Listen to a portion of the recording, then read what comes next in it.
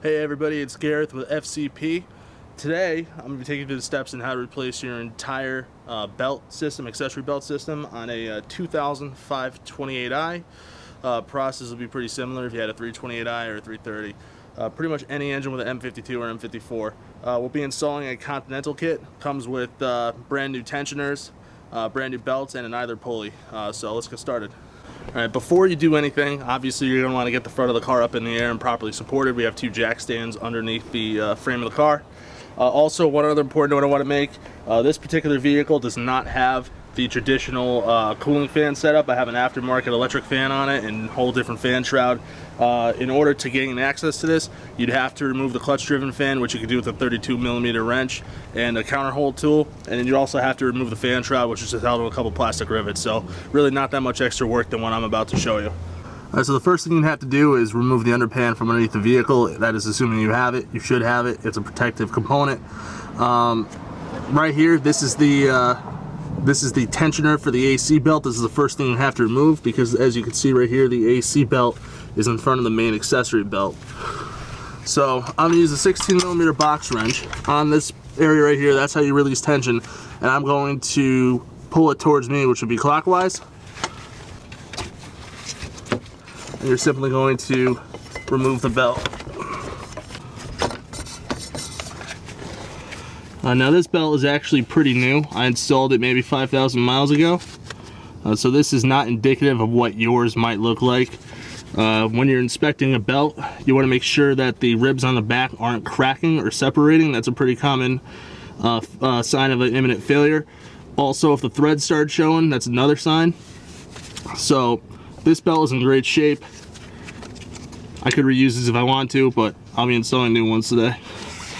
Alright, so we're now back up on top of the car here. We're now going to remove the accessory drive belt. So this is the belt that drives your water pump, your alternator, and your power steering. The tensioner on this one is right here. And actually, before I remove this, since this is a slightly more complicated belt layout, if you've never removed the belt before, you don't have a diagram, you can actually like draw it down on a piece of paper just so you remember the orientation of how to put the belt back in correctly. Just in case you haven't done it before. So once again, 16mm. I'm going to turn it away from me, so clockwise. I'm going to slowly start taking off the belt. First around the water pump. Actually going to let tension go on it entirely.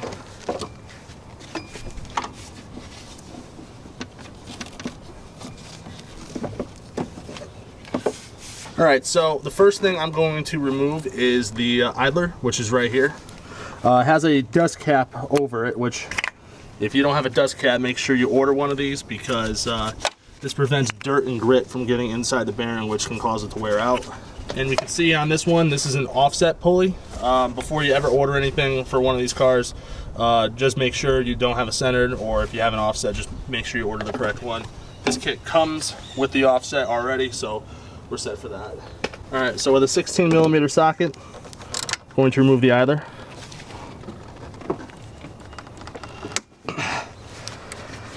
Might be on there kind of tight.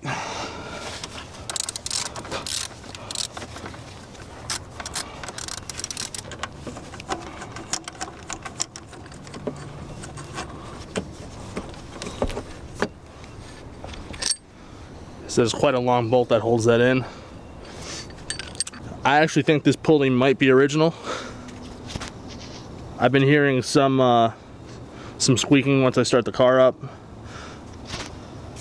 And this spins very free. It's kind of crunchy a little bit. I can feel some crunchiness from the bearing on the inside. But compared to the new bearing, if I try to spin it on its own, this is actually quite tight. So this lasts 130,000 miles. It's pretty much unheard of.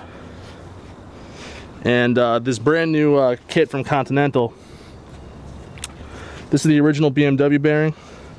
So right there it says INA. The new bearings, or the new idler from Continental is also an INA, so you're still installing OEM parts, which is great. Next thing I'm going to do is uninstall the tensioner and tensioner pulley. with a 13 millimeter socket.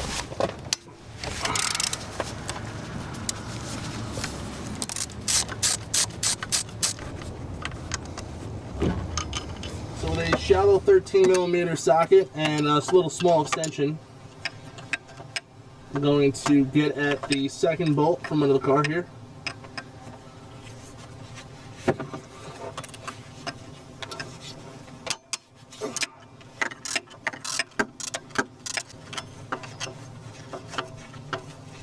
And as you can see, the tensioner is now getting loose.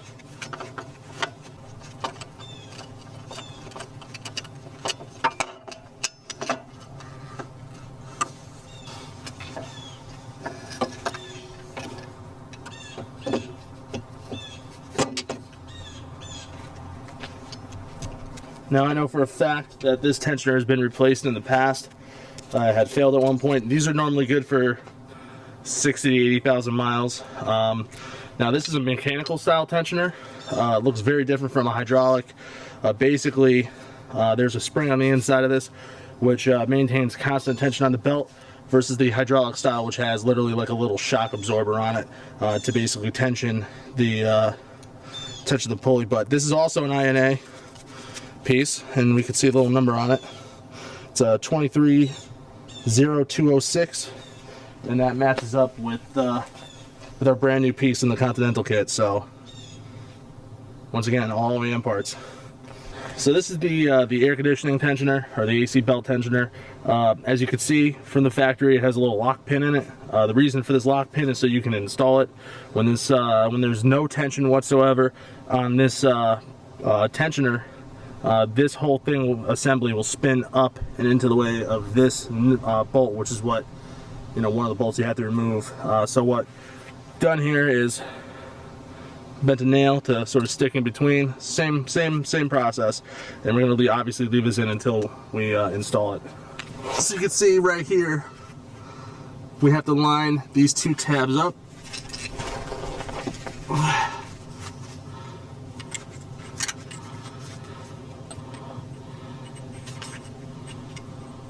Like so. And now we have 100% access to the nuts we need to remove. I'm gonna have to get one of them from the top. I'm gonna have to obviously get this other one here from the bottom. This right here is a 13 millimeter nut.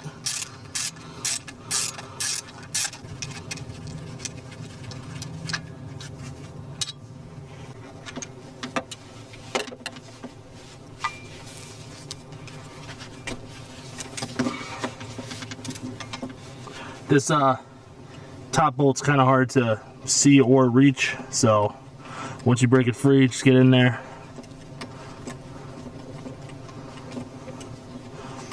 I have a feeling this tensioner is going to fall right out. There it goes. I'm gonna let it drop.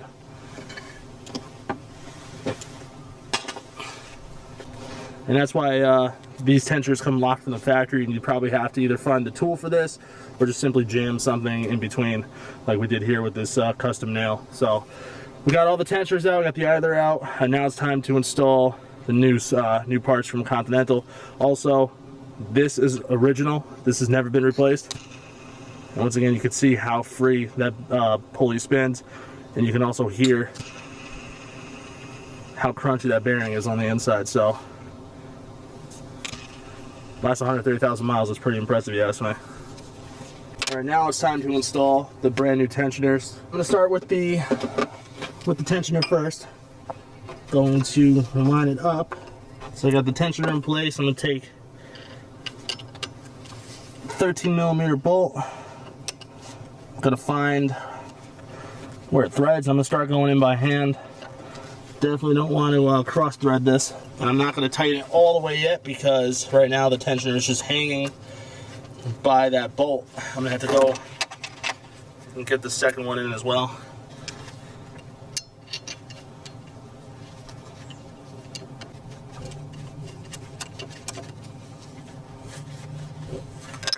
And now that I have the tensioner lined up, I'm gonna go ahead and fully tighten the fasteners down. And once again, this is much easier to find from underneath the car.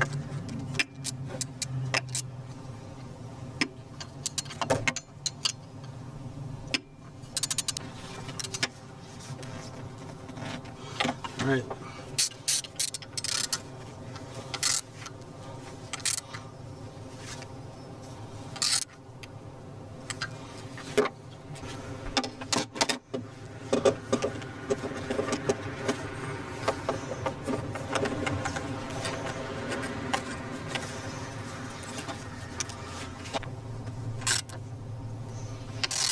Remember, if you don't have this dust cap, when you uninstall it, make sure you order a new one.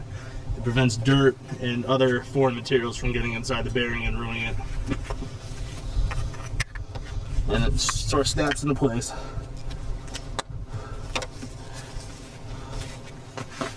Alright, now we're going to install the new AC belt tensioner.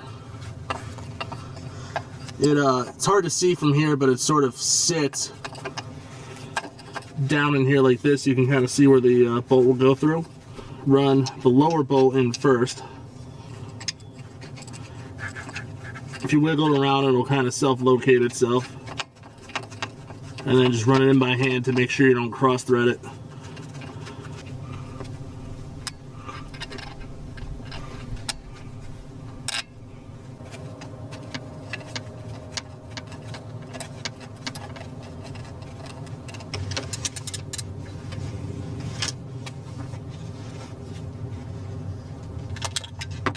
Tight.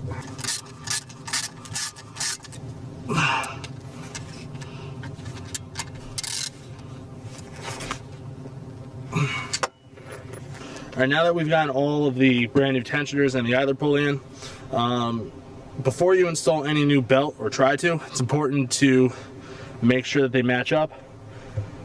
You know, these being from Continental, I know they're going to be the same length. Also, make sure they have the same amount of ribs.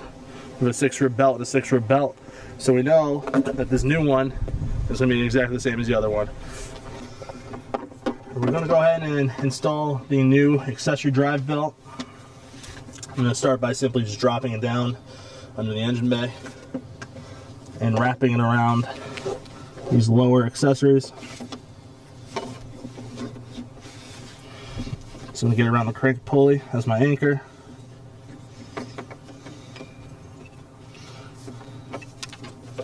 I kind of have to double wrap it around the water pump here, and with a 16 millimeter, going to remove tension.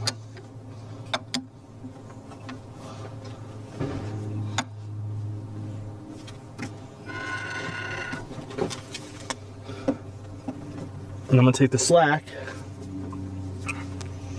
start wrapping it around.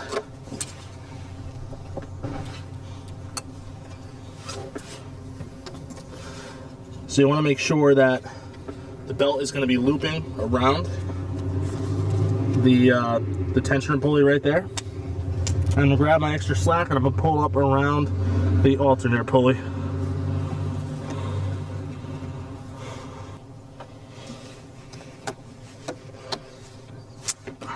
You have just enough slack to get it over everything you need to get it over and under. And I'm going to let the tensioner release to put tension on the belt. I'm going to make sure that everything is seated as it should be. But basically you want the belt wrapping around the water pump pulley. You want it looping around the tensioner pulley. You want it going under the idler pulley. So this is what you're looking for when you reinstall the belt. So I'm going to leave the pin on the tensioner. This is actually the maximum point that you can get to where it has no tension on it, so there's really no point to take that pin out. I'm going to slide the belt over the top of the crank pulley first to start. I'm going to loop it up over the top of the tensioner pulley, and then we'll bring it up over the AC pulley. And just make sure that it's sitting in all the grooves, which it looks to be sitting because I have just enough tension on this. Next thing I'm going to do, I'm going to take a 16 millimeter box wrench. I'm going to release a little bit of tension here. I'm going to pull the pin out, and I'm going to let the tensioner go. And now the belt is fully tensioned on the crank pulley and the AC pulley. Alright guys, that's how you replace the belt tensioners, the idler pulley, and all of the drive belts on a 2005 28i. Of course, this process is going to be similar on any straight six BMW from the mid-90s up until the mid-2000s. And this kit that we install from Continental is awesome because it has all the OEM components that BMW would have used to build a car in the factory, so you don't have to worry about quality or fitment issues. And this is a great kit to install if your BMW has about 60,000 to 80,000 miles or you've started to hear some belt squeal. Just take care of all the components in one shot. You don't really have to worry about it for a long period of time moving forward. So, as always, if you have any questions, please give us a call. We can be reached at 877-634-0063. Thanks for watching.